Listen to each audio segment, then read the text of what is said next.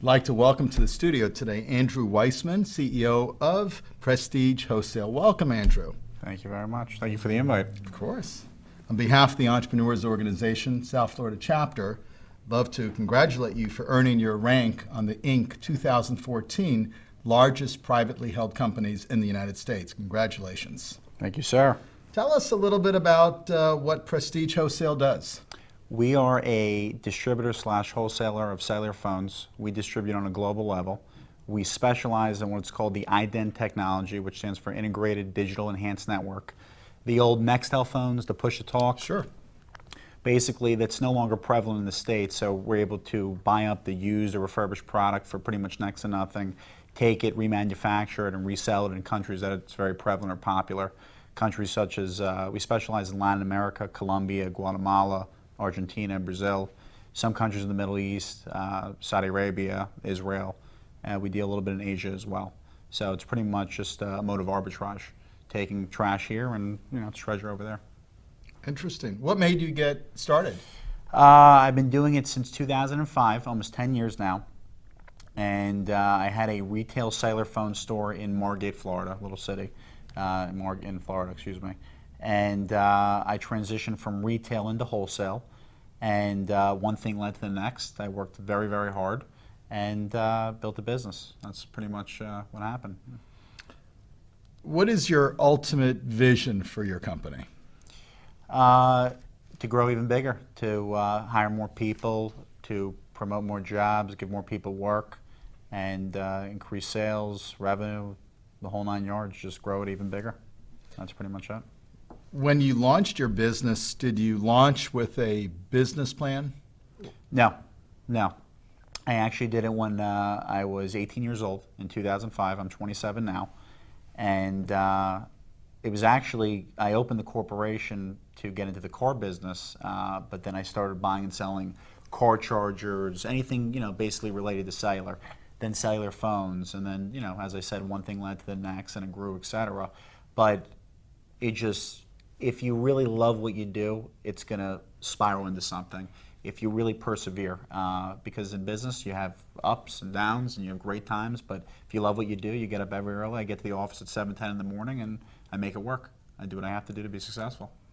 Well, let's talk about that for a minute. When you first started your company, what was your daily work schedule look like opposed to today? It's funny, as the company became even more successful and grew bigger, I work harder now than I did 10 years ago when I needed, I guess, the money or whatever you want to say, more than I do today. Because the responsibility is tremendous, just a lot bigger. It's just a lot bigger. But in reference to, I would go to the store, get in, the store would open at 10 a.m., retail hours, 9, 10 a.m. I get there around 9, 9:30, and I'd work till 7, 8 o'clock at night. Now I'm in my office at 7:15, 7:30 because keep in mind we deal with time zones. When you talk to Israel, they're obviously way ahead of us, Saudi Arabia. We deal with time zones all over the world.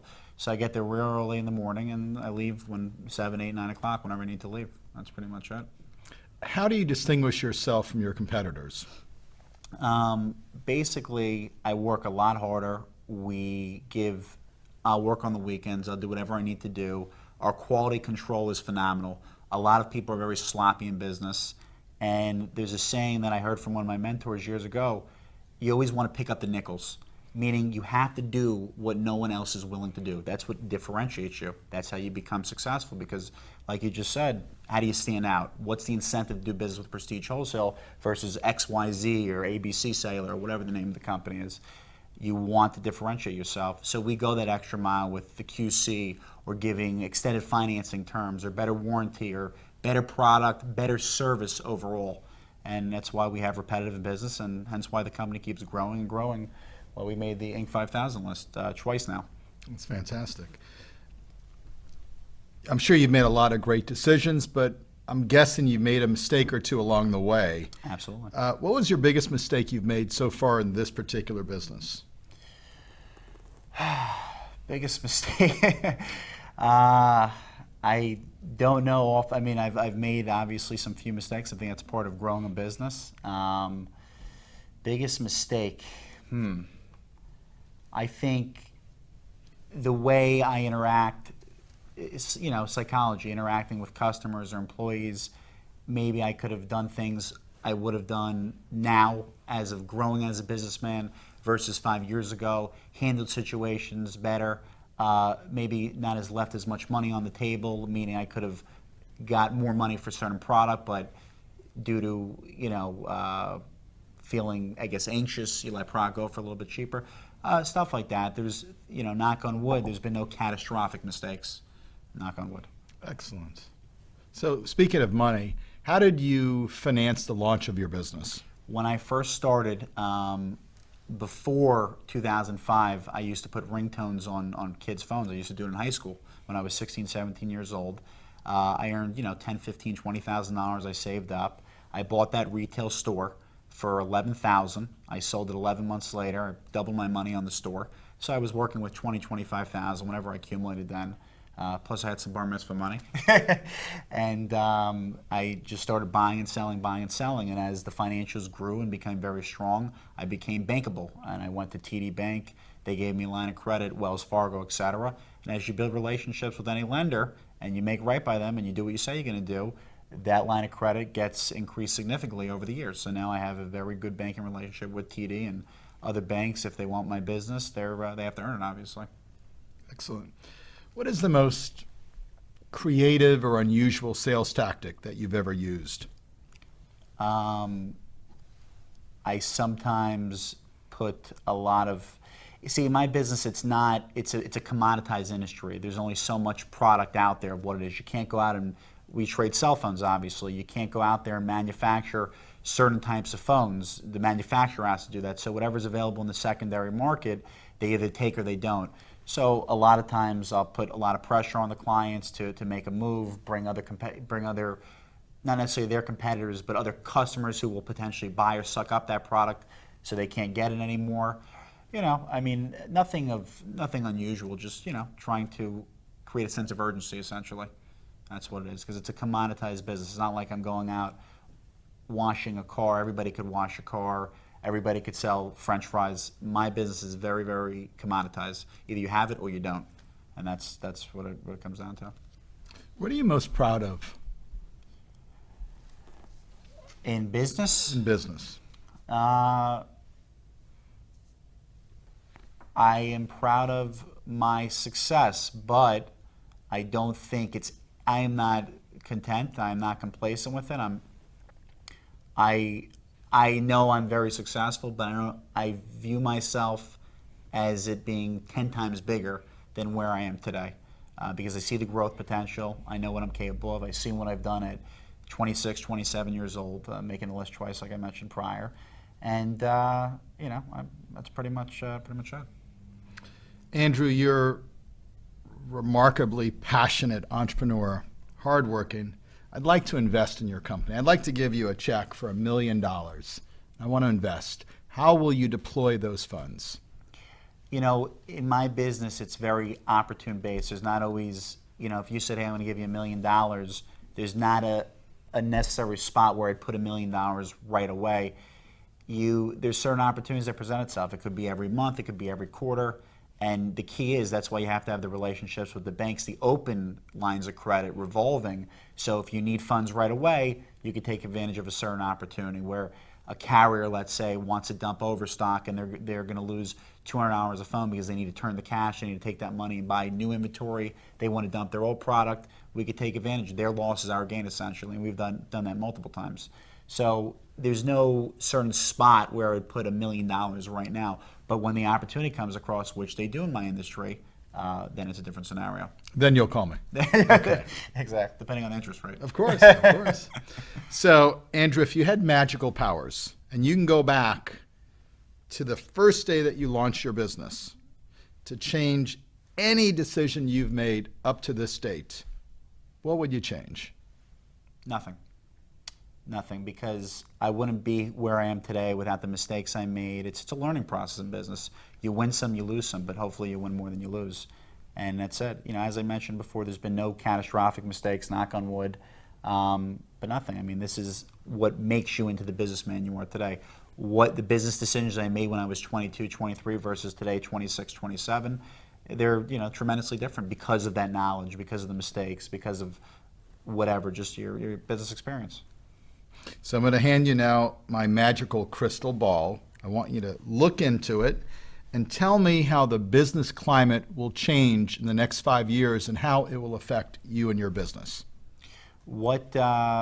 Basically what we're getting involved now is something called urban recycling, and I see it's a very niche-oriented market. I see obviously a tremendous amount of growth potential with it. We're basically taking phones and we're procuring them from different collection recycling companies, and we're sending them directly to a smelter to extract the precious metals out of them.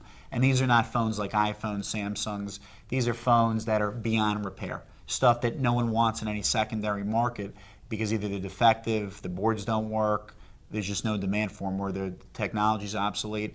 So we're simply taking the phones in massive quantities and shipping containers overseas to extract the precious metals out of them, the gold, the copper, the silver, the palladium. That's what I'm focusing on, because there's always going to be demand for commodities, and there's always going to be people upgrading phones and phones coming to the market, a consistent supply and consistent demand of that product. Very interesting. What one word describes you as an entrepreneur? Crazy. What do you mean by that? I think outside the box. I don't always do everything as other entrepreneurs do in a conventional way. Sometimes I make wild decisions, quick decisions, and you got to be quick. And some of those decisions obviously have been very, very successful.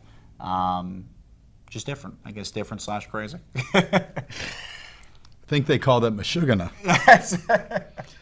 In your opinion, are entrepreneurs born or are they made? That's a very, very good question. I think a negotiator is innate. I think negotiators are born. That's just depending on how you negotiate, how you react to certain situations. I think it's a combination. It's a combination. I don't think there's one definitive. If you're born an entrepreneur, I think hard work always overpowers any kind of talent. That's what it comes down to. You work hard, you repetitively repeat your task, and you're destined to do it, and you're determined to do it. You're going to do it. And obviously that's in a situation where they weren't born, they were made to do it, and they were determined to do it. Who do you go to for guidance or advice? Do you have a mentor? I talk to my dog. What kind of dog is it? No, I'm kidding, not dog. My father is an extremely successful physician. Unbelievable what he does, but business-wise, doctors are not always the best in business. But he's always showed me a ridiculous work ethic, and that's where I get my work ethic from. Just do what no one else is willing to do, and work your ass off. That's the bottom line. So I'd say my father. I have a close friend that's actually an attorney, and those are good motivational people. So, based on your experience, share with me a piece of business wisdom that you would like to share with fellow entrepreneurs. I think to really set yourself apart, you have to really do something different. You have to differentiate yourself. You have to be different from the pack, different from the crowd. You got to stand out. That's how you're going to make a name for yourself. That's how you're going to promote your business. Because if you do what everybody's doing, you're going to have average results because you're doing average. You have to find, whatever industry you're in, something that no one else is doing, whether it's excelling in customer service, whether it's giving a better product, whether it's offering better quality control, better price. There could be a combination of things. That's my suggestion, is that differentiate yourself, and as I mentioned before, pick up that nickel. Do something what no one else is willing to do. That's what's going to create that difference in your company. That's fantastic. Similar question, what piece of wisdom would you like someone to share with you right now? What's going to happen with this deal I've been working on for 4 months next week? That's no. I think there's no specific piece. I'm always in tune. I always love listening to people that are extremely successful because same reason I'm here. Everybody wants to hear what successful people have done to be successful. They want to duplicate their strategies and act on it. How does your company make a mark in your industry? We stand apart because we have unbelievable quality control. We're able to offer the financing the client's needs, warranty, customer service, hence the long work hours, responding to emails immediately if there's a problem. It's taken care of. It doesn't get put on the back burner. I mean, there's so many people in my industry that they put out a horrible product, but if they didn't do that, I wouldn't be where I am, meaning their loss or their loss. That's how I differentiate myself, by giving a better product. Their, I guess, mistake or screw up is positive for me, What would you say is the boldest move you've ever made in your business? I put all my money, and I leveraged the bank's money as well, in one deal last year, and that deal was the biggest success I've ever had in my business career. And I did very, very well. Very, very well. And that deal put me in a position to make another big deal, which I'm about to close, the one I just mentioned, for about 4 months now, having the capital, having the liquid. That was pretty much a bold move, putting everything on the line because I believed in myself, I believed in my business, I knew that I would succeed. In what ways do you develop trust and respect with your team or your vendors, your customers? Treat people how you want to be treated. Do what you say you're going to do. Be a man of honesty. Be a man of integrity. Follow through. If I tell you it's getting done Tuesday, it's getting done Tuesday. If I tell you the invoice is getting paid Wednesday, it's getting paid Wednesday. Employees, we give incentives. A big part is having a great team. My employees are wonderful. I like to move quick. I like to be efficient and effective. Time is money. They understand that, and they move at my speed as well. But you have to give them incentives. Your normal salary is great. They want, obviously, their job security, but they want, if you give incentives, they actually care. They have a piece of the action, essentially. How do you retain great employees in this work environment? Being fair with compensation, being fair with pay, treating them with respect. They want comfortability. My employees at least do. They want to know that they come to a secure job environment, they're treated fairly, and they have a job, and they have incentives to do well, obviously. Great. So let's pretend for a moment that your company tomorrow goes away. You can't go back in that same business. What is the next venture that you would want to launch? I'd go fishing. I would just go fishing and relax. I don't know if if something like that, it'd have to be, the question like that, I never thought about that because it's not going to happen. But if it did, it's very difficult for me to give you an answer like that. I'd probably look to buy another business that's already established to get, just to have immediate cash flow, essentially. That's pretty much what I would do. It's a difficult question to answer that. Okay. How do you define success? If you love what you do. If you love what you do. I mean, there's people that, make lots and lots of money, and there's people that make a little bit of money, but if you don't get up every day with the joy to come to work and love what you do, I don't think there's any incentive to really do it. I mean, obviously to make the money, but what catapulted me at such a young age was just that passion, that drive, getting up every day and being there Saturdays and Sundays, not because I had to, but because I wanted to. Nobody's saying to me, you got to be there at 7 in the morning. I do it because I want to do it. I don't have a boss calling me up, mandating a certain time I have to be in, and do it because I want to do it. Andrew, assuming business is equated to a great recipe, what would be the 5 main ingredients to yield a fantastic business? Passion, perseverance, determination, integrity, and honor. That's great. Very passionate. On behalf of EO South Florida, I'm so appreciative that you were able to join us today in studio. Again, congratulations for your ranking on the Inc. 2014 list. And thank you so much for continuing the entrepreneurial spirit in South Florida. Thank you so much. Thank you, sir. It's been a pleasure. You too.